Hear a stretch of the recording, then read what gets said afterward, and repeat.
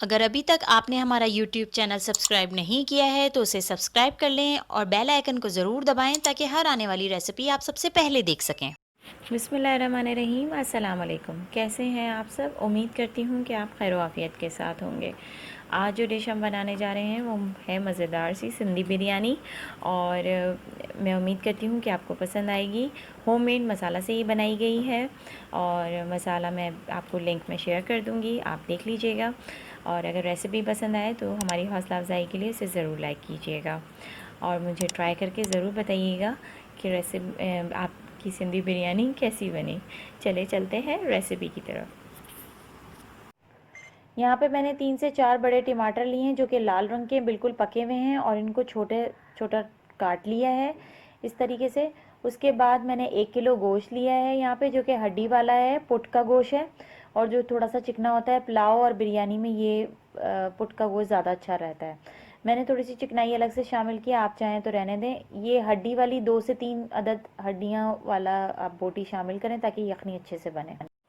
यहाँ पे मैंने घी ले लिया है, और घी आप उसी मुनासबत से लेंगे कि आपने किस तरह का गोश्त ले रहे हैं। मैंने थोड़ा सा चिकना गोश्त इस्तेमाल किया है, तो इस वजह से मैंने घी कम रखा है। इसमें मैंने डाला है 2 टेबल स्पून के करीब अदरक लहसुन का पेस्ट, ठीक है। और इसको सौते करने के बाद मैं यहाँ पे शामिल करूँगी गोश्त को। ऑयल हम बाद ऑयल या घी, वैसे तो घी ही यूज़ करना चाहिए, और घी हम बाद में भी जब हम दम देंगे तो 1 से 2 टेबल स्पून शामिल करेंगे। इसलिए उसी हिसाब से आप अपने उस इस्तेमाल के हिसाब से देख लीजिएगा कि घी कितना रखना है। यहाँ पे मैंने गोश्त शामिल कर दिया है, और गोश्त शामिल करने के बाद मैं इसको अच्छे से सौते करूँगी कि ये इसका जब तक करूँगी जब तक इसका कलर चेंज हो जाएगा, ठीक है। यहाँ थोड़ा सा ये हैवी हो रहा है तो मुझे मुश्किल हो रही है।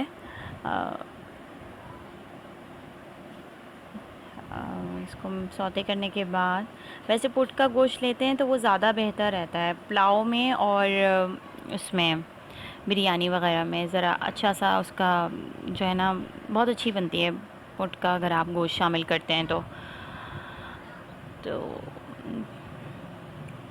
फिर यहाँ पे इसको हिलाएंगे अच्छे से।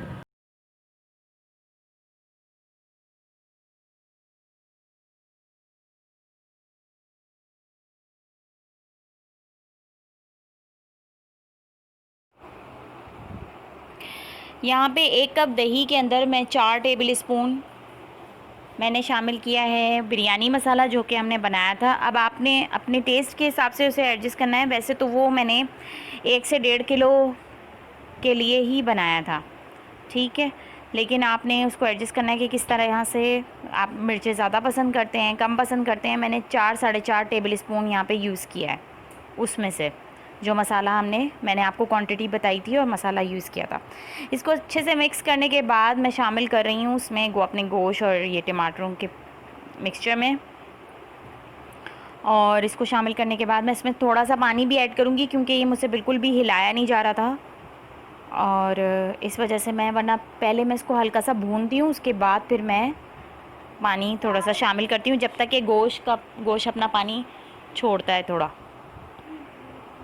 ठीक है। इसको अच्छे से मिक्स करेंगे। यहाँ पे देखें थोड़ा सा पानी आ गया है खुद, अभी हमने कोई पानी ऐड नहीं किया था। इसके बावजूद थोड़ा सा जब ये खुश्क होने लगता है या ऑयल छोड़ने लगता है तब मैं पानी ऐड करती हूँ, लेकिन यहाँ पे मुझसे बिल्कुल भी चलाया नहीं जा रहा था, इसलिए मैंने पानी ऐड किया है। इसको मिक्स करेंगे, ठीक है। और इसके बाद मैं शामिल करूँगी प्याज, जो कि हमने 2 से 2.5 प्याज हमने करके और स्लाइसेस करके उसको अच्छे से फ्राई करके ब्राउन कर लिया था। उसमें से मैंने थोड़ी सी बचाई है जो कि मैं दम के ऊपर इस्तेमाल करूँगी। इसको अच्छे से मिक्स करके और ढक देंगे। मैं भूल गई थी आलू बुखारा डालना, यहाँ 4 से 5 मैं आलू बुखारे को शामिल करके ढक के रख रही हूँ।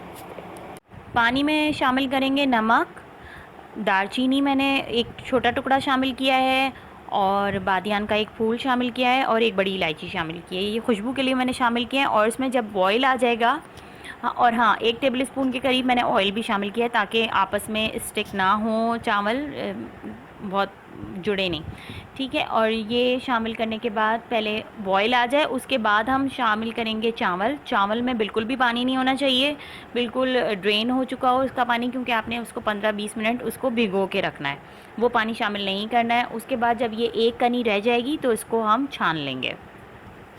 यहाँ पे मैंने 1 से 2 टेबल स्पून डाले थे इसमें पैन के नीचे, ताकि ये मतलब जो हम ये सालन डाल रहे हैं वो एकदम लगे ना।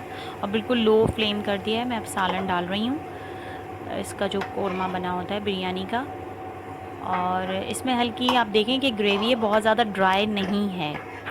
अगर बहुत ज़्यादा ड्राई होता है ना तो वो फिर नीचे से बहुत ज़्यादा लगने के चांसेस होते हैं। मैंने तो यहाँ पे 1 लेयर की है, आप चाहें तो 2 से 3 लेयर्स अपने हिसाब से, पैन के हिसाब से आप कर सकते हैं, या अपनी क्वांटिटी के हिसाब से कर सकते हैं।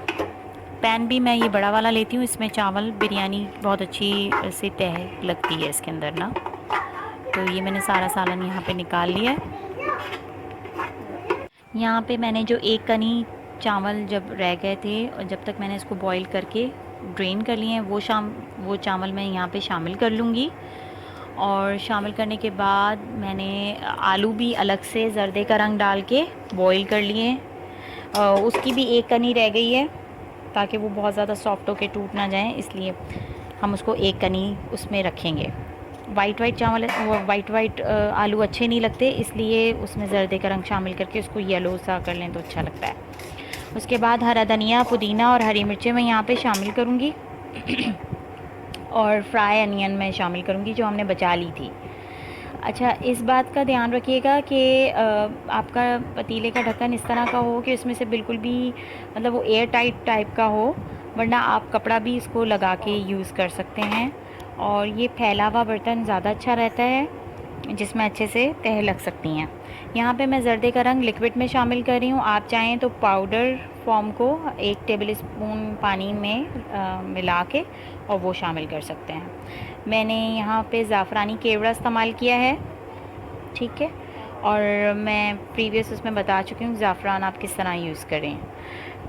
यहाँ पे मैंने बिरयानी का एसेंस लिया है जो कि 2 से 3 ड्रॉप्स हैं, इसको भी हम शामिल कर लेंगे। अगर आपके पास ज़ाफ़रान अलग से यूज़ करना चाहें आप, तो वो आप किस तरह यूज़ करेंगे वो आपको मैं प्रीवियसली बता चुकी हूँ। इसको ढक के हम तेज़ आंच पे करेंगे, उसके बाद लो फ्लेम करेंगे।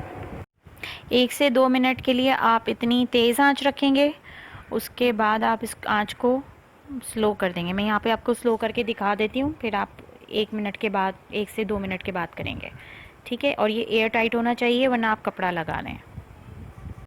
उम्मीद करती हूँ कि आपको रेसिपी पसंद आई होगी। इसको ज़रूर बनाइएगा और मुझे ज़रूर कमेंट में बताइएगा कि ये आपकी सिंधी बिरयानी कैसी बनी। इसके साथ ही अपना बहुत सारा ख्याल रखिएगा। Take care. अल्लाह हाफिज़। अस्सलाम वालेकुम। Delicious.